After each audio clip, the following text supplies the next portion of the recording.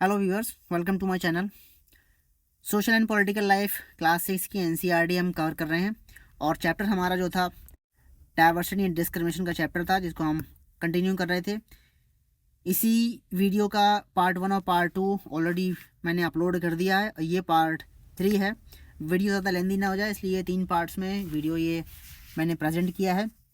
चलिए स्टार्ट करते हैं। हम आज का अपने कंटिन्यू करते हैं उस चैप्टर को। स्ट्राइविंग फॉर इक्वालिटी, यानी कि बराबरी के लिए किस तरीके से जो है वो लोग निकल कर आए कि हमको भी समान अधिकार मिले, हम लोगों को भी इक्वली ट्रीट करा जाए लोगों के द्वारा, ठीक है, डिस्क्रिमिनेशन ना हो हमारे साथ। तो चलिए स्टार्ट करते हैं कि the struggle for freedom from British rule also included within its struggle of large group of people who not only fought against the British but also fought to be treated more equally.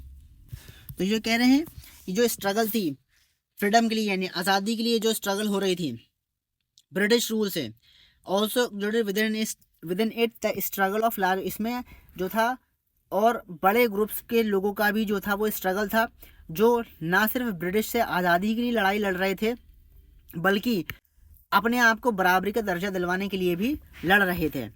Dalit womens, tribals and peasants fought against the inequalities the experience in the life. अपनी ज़िंदगी में जो उन्होंने experience तजुर्बा लिया है ना, ये इनक्वालिटीज़ को लेके दलित ने, वुमेन्स ने, ट्राइबल्स ने और जो पीजेंट्स ने वो इनक्वालिटीज़ के खिलाफ जो है उन्होंने लड़ाई लड़ी। As pointed out earlier many Dalit organised themselves to gain entry into temples. कई सारे लोगों ने, क्योंकि अभी हमने पढ़ा पीछे कि उन लोगों को टेम्पल्स में भी अलाउड नहीं होता था, दलित लोगों को टेम्पल्स में भी एंटर करने की इजाज़त नहीं थी, तो उन्होंने जो था वो अपने आप को ऑर्गेनाइज करा, दलित लोगों ने अपने आप को ऑर्गेनाइज करा कि उनको भी जो है वो टेम्पल्स में एंट्री दी जाए। इसके लिए भी वो आगे आए, यानी एक तरीके से लड़ाई लड़ी। Women demanded that they should have as much a right to education as men did, यानी औरतें भी आगे आई और उन्हें भी डिमांड करी कि हमको भी जो है वो अधिकार मिलना चाहिए पढ़ाई लिखाई का, क्योंकि ये अधिकार जो है वो सिर्फ लड़कों का ही या आदमियों का ही नहीं है कि उनको ही सिर्फ एजुकेशन मिले, हम भी पढ़ना चाहते हैं और आगे बढ़ना चाहते हैं। तो इसके लिए वुमेंस भी निकल कर आई, क्योंकि हमने ये देखा था कि वुमेंस को जो है वो पढ़ शिक्षा का अधिकार नहीं था, कि उनको पढ़ाई लिखाई करने नहीं दी जाती थी उनके फैमिली मेम्बर्स के द्वारा। ये सोसाइटी की एक मानसिकता थी इस तरीके से, जिसको हम आगे भी पढ़ेंगे। और उसमें एक कुछ ऐसी बातें थी जो आपको शायद हंसी दिलाते हैं। वो कहते थे कि अगर लेडी जो है, यानी कि अगर कोई लड़की पढ़ लेती है तो वो उसके लिए बैड लक है और उसके बैड लक की वजह से जो है वो विडो हो जाएगी, यानी कि वो विधवा हो जाएगी, उसका हस्बैंड जो है वो मर जाएगा। तो वो इस तरीके के एक तरीके की सोसाइटी में कंसेप्शन, इस तरीके के बिलीफ लोगों ने बना रखे थे। तो इस चीज़ को दूर करने के लिए जो है वो वुमेन्स भी जो है वो आगे बढ़कर आई और उन्होंने जो था वो मूवमेंट्स में पार्टिसिपेट करा कि नहीं, हम भी पढ़ेंगे और हमें भी पढ़ना है। Peasant and tribal fought to release themselves from the grasp of the money lender and the high interest they were charge.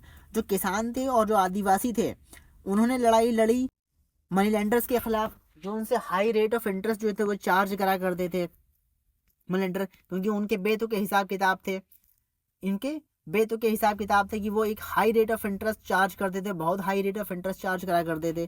तो वो उससे परेशान थे, कहना ये तो हमें बिल्कुल ही मतलब चूस डाल रहे हैं और हम लोगों को तो इतना प्रताड़ित कर रहे हैं इस तरीके से। When India became a nation in 1947 में, जब इंडिया आज़ाद हुआ, हमारे लीडर्स ने कंसर्न करा about the different kind of inequalities that exist. हमारी इंडिया में जिस तरीके की भी जो भी इनक्वालिटीज एग्जिस्ट कर रही थी उनको उन्होंने कंसर्न करा, उनके बारे में उन्होंने समझा, सूझा, सोचा।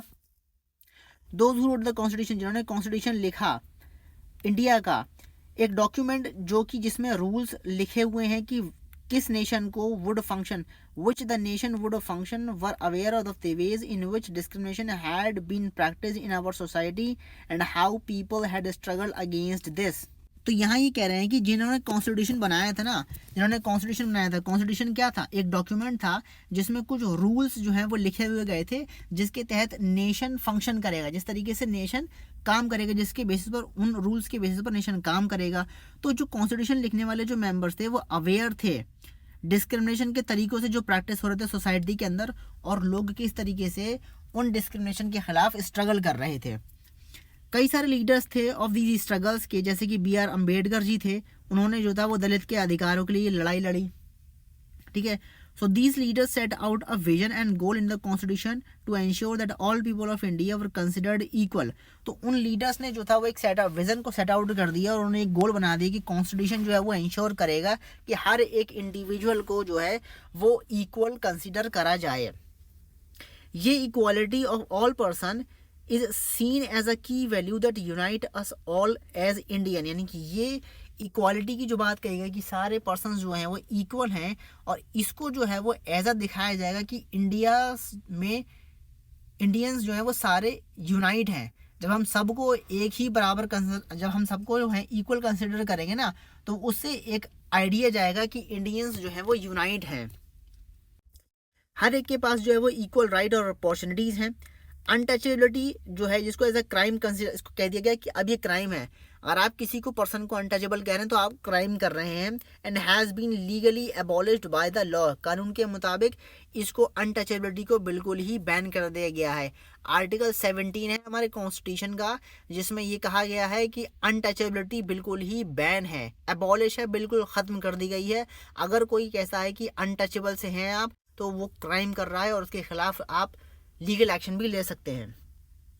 Peoples are free to choose the kind of work they wish, लोग बिल्कुल फ्री हैं, वो किसी भी तरह का काम कर सकते हैं। ये नहीं है कि अगर कोई दलित कम्युनिटी का बच्चा है तो उसके वो वही काम करेगा जो उसके पेरेंट्स काम करते थे ठीक है, नहीं, वो गवर्नमेंट जॉब भी ले सकता है, वो टीचर भी बन सकता है, वो इंजीनियर भी बन सकता है, वो डॉक्टर भी बन सकता है। कोई रिस्ट्रिक्शन नहीं है और किस तरह की कोई उस पर फोर्स भी नहीं करेगा कि उसको वही काम करना है जो उसके पेरेंट्स काम करा करते थे। Government jobs are open to all people, सबके लिए गवर्नमेंट जॉब्स ओपन है। साथ ही साथ एडिशन कॉन्स्टिट्यूशन में has also place responsibility on the government के ऊपर एक रिस्पॉन्सिबिलिटी बनाए रखी है कि वो एक स्पेसिफिक स्टेप्स ले सकता है to release these right to equality for poor and other such marginal communities. Such marginal communities यानी कॉन्स्टिट्यूशन में एक रिस्पॉन्सिबिलिटी भी दे रखी है गवर्नमेंट के ऊपर कि वो एक स्पेसिफिक स्टेप्स ले सकती है कि इक्वालिटी के राइट को रिलीज़ करने के लिए जो पुअर और जो दूसरे मार्जिनल ग्रुप्स हैं उनको अगर कोई स्पेशल बेनिफिट देना चाहती है तो उसके लिए गवर्नमेंट जो है थोड़ा सा उसको गवर्नमेंट ने जो उस पर डील मतलब कॉन्स्टिट्यूशन में उसकी रिस्पॉन्सिबिलिटी दे रखी है सरकार को कि वो ऐसा थोड़ा बहुत कर सकती है, जैसे कि रिजर्वेशन की बात करना, इम्प्लीमेंट कर देना कुछ। The writers of the constitution के जो राइटर्स हैं उन्होंने ये भी कहा कि रेस्पेक्ट करी जाएगी डाइवर्सिटी की, एक जो कि एक सिग्निफिकेंट एलिमेंट है इंश्योर करने के लिए इक्वालिटी को, हम डाइवर्सिटी को रेस्पेक्ट करेंगे क्योंकि कॉन्स्टिट्यूशन में लिखा था ना कि मेंटेन करना है, डाइवर्सिटी को मेंटेन करना है आपको। और ठीक है, वो हमने डाइवर्सिटी वाला जब चैप्टर पढ़ा था तब उसमें हमने सोचा था कि हमें रेस्पेक्ट करनी है हर एक डाइवर्सिटी की और हर एक को जो है वो इक्वली ट्रीट भी करना है। दे फेल्ट, उनको ये महसूस था, यानी कॉन्स्टिट्यूशन बनाने वाले जो मेंबर्स थे उनको ये फील हुआ कि पीपल्स जो हैं हाँ उनके पास फ्रीडम होना चाहिए, वो किसी भी रिलीजन को फॉलो कर सकें।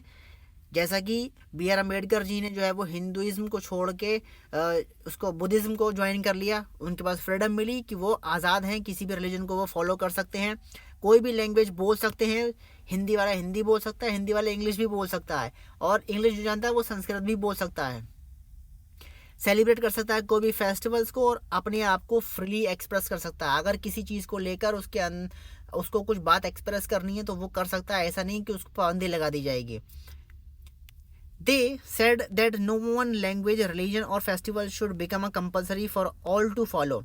ये नहीं कहा है कि कोई भी एक लैंग्वेज या रिलीजन हो या फेस्टिवल हो वो कंपलसरी है कि यही बस रिलीजन हम मानेंगे, यही हम लैंग्वेज फॉर बोलेंगे, यही हम फेस्टिवल सेलिब्रेट करेंगे। नहीं, हम variety of festivals, variety of language और जो भी डिफरेंट टाइप्स ऑफ रिलीजन्स हैं, 8 जो मेजर रिलीजन है इंडिया में और जो प्रैक्टिस हो रहा है, हम किसी को भी जो है वो फॉलो कर सकते हैं। They said that the government must treat all religion equally. उन्होंने कहा कि सरकार जो है वो सारा रिलीजन्स को जो है वो इक्वली ट्रीट करेगी। ये नहीं है कि किसी एक पर्टिकुलर रिलीजन को जो है वो बराबर उसको सारी एडवांटेज देते और बाकी सारे जो दूसरे रिलीजन के लोग हैं उनको कोई भी एडवांटेज या उनको कोई भी फैसिलिटी नहीं मिल रही है। Therefore, India became a secular country, इसलिए इंडिया जो है वो सेक्युलर कंट्री है। सेक्युलर कंट्री है, सेक्युलर से मतलब सेक्युलरिज्म, ये एक की फीचर है कॉन्स्टिट्यूशन का जिसको हम पढ़ेंगे आगे अपनी क्लासेस में।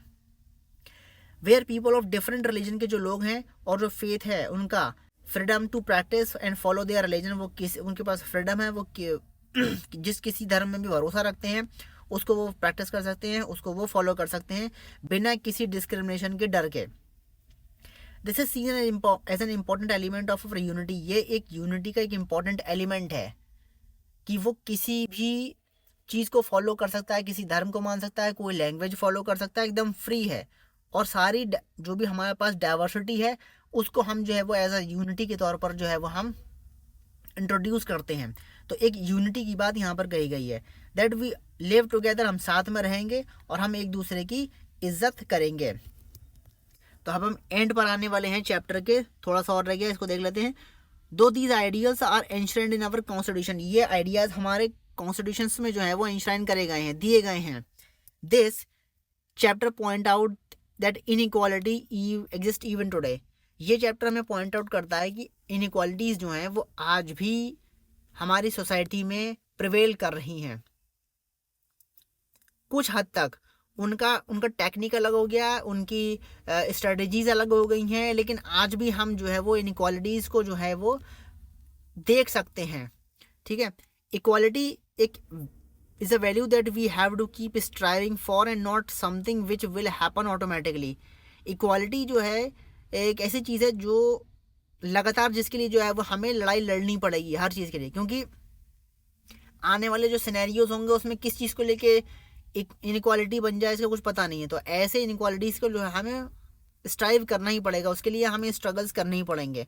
पीपल स्ट्रगल करेंगे and positive actions by the government are necessary to make this reality for all Indians.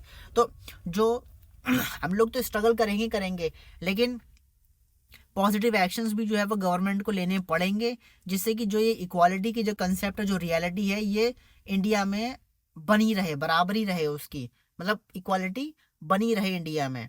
ठीक है, ये हम एनसीईआरटी के किताबें हैं सोशल एंड पॉलिटी की, उसमें हम पहला पेज देखते ही कॉन्स्टिट्यूशन का, जो क्लियरली डिफाइन करता है states that all Indians are entitled to equality of status and opportunity. ये हमारा है प्रीएम्बल कॉन्स्टिट्यूशन का, हमारे संविधान का एक प्रीएम्बल है। इसमें आपको एक बहुत कुछ देखने को मिलेंगे नए words. We the people of India having solemnly resolved to constitute India into a sovereign socialist secular democratic republic and to secure to all its citizens justice, liberty, equality, fraternity। तो ये चीज़ें, ये प्रीएम्बल आप लोग पढ़िएगा, इसे बहुत इसको समझने की कोशिश करिएगा इसमें क्या कहा गया है। ठीक है, तो इसी के साथ ये चैप्टर यहाँ पर हमारा ख़त्म होता है। कुछ क्वेश्चंस दे रखे हैं, मैच द फॉलोइंग दे रखा है, इनको आप मैच करिएगा, और कुछ सवाल दे रखे हैं, इनको भी आप कुछ एक्सरसाइज, पूरी एक्सरसाइज इनको आप पढ़ेंगे तो आपको जो चैप्टर जो है वो और डिटेल में समझ में आएगा। आप अपनी तरफ से ऐसे एक्सरसाइज को कंप्लीट करिएगा, और मिलते हैं जल्दी अगले चैप्टर के साथ। इसी के साथ इस वीडियो को एंड करते हैं। Thank you.